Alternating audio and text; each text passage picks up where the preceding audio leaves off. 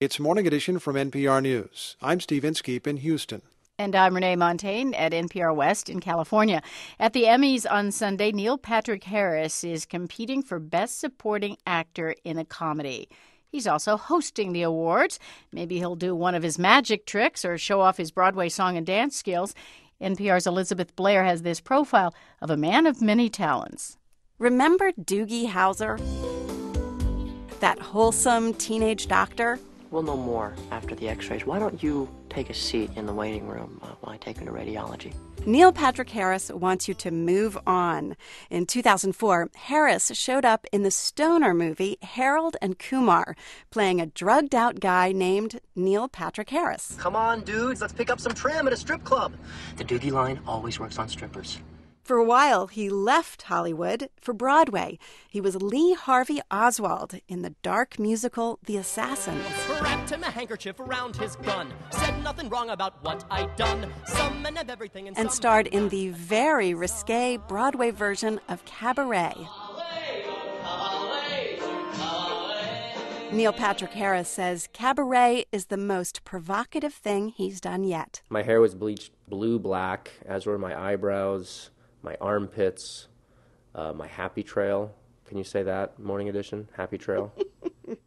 I can imagine it was rather jarring if people came to see you thinking they were coming to see a they're Doogie Howser fans. Yes, I certainly changed their mind. They probably hated me when they left. The anti-Doogie character Neil Patrick Harris is playing these days is the shameless, egomaniac horn dog, Barney Stinson, on the CBS sitcom How I Met Your Mother. Suits are for the living. That's why when it's my time to R.I.P., I'm going out of this world the same way I came into it. Buck naked. Yeah, it's going to be awesome. Open bar for the guys, open casket for the ladies. What up? He has just added so much dimension to a character that on paper was really just a joke delivery system. Carter Bays is the co-creator of How I Met Your Mother. You can tell when he's on the set, he's really studied the script and really put thought into how to make it funny. Barney's got a handful of catchphrases. What up, awesome, legendary, suit up. Barney always wears a suit. Marshall Erickson, suit up! I'm birthday suiting up.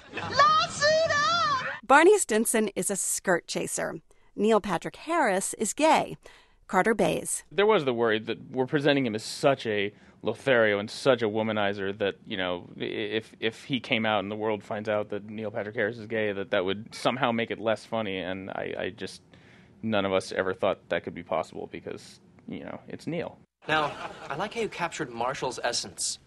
Goofy and unburdened with wit. But me, I want something more regal. Something my progeny can look at and say, there stands Barnabas Stinson. He was wise and strong. I don't think your sword will fit. I get that a lot. Barney's a hoot. I'm not a big strip club guy, and he loves the strip clubs. So we probably wouldn't hang out at night much. Even if they wouldn't hang out together, Neil Patrick Harris loves Barney Stinson, and he brings everything he's learned about performing to the role. He grew up with music. He says his parents were innately musical. Today, they run a restaurant in Albuquerque, New Mexico, where he grew up. And so they kind of liked the idea that they would open up a place where people would come, they would serve them food with love, and people would eat it and enjoy it, and that was sort of the end of it, They sort of liked the quick give and take in the restaurant world. The quick-step timing and the people-pleasing it takes to run a restaurant is a little like showbiz itself, and Harris is definitely a gracious host. Our next presenter has done pretty much everything there is to do in entertainment. Movies, Broadway, me. Please welcome two-time Academy Award winner Neil Patrick Harris is adding awards show host to his resume. He's hosted a ton of them. The TV Land Awards, the Writers Guild Awards, the International Magic Awards. He says it's fun, but tricky. Oftentimes, someone will give a rambling, weird speech, and then you wonder, okay, do I go out and sort of poke fun and reference to that weird speech that someone gave? But then again, it is like their night, and they just won, and maybe they were nervous. A lot of second-guessing goes on in the hosting world, at least in mine.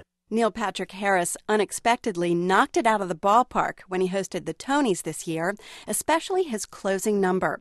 As the show was happening, he and two writers were backstage coming up with lyrics, summarizing who got what award, like the three young stars who won for the musical Billy Elliot. And then right when the last award was announced, I ran through it a couple times, and they threw me on stage, and I looked at some teleprompters and crossed my fingers.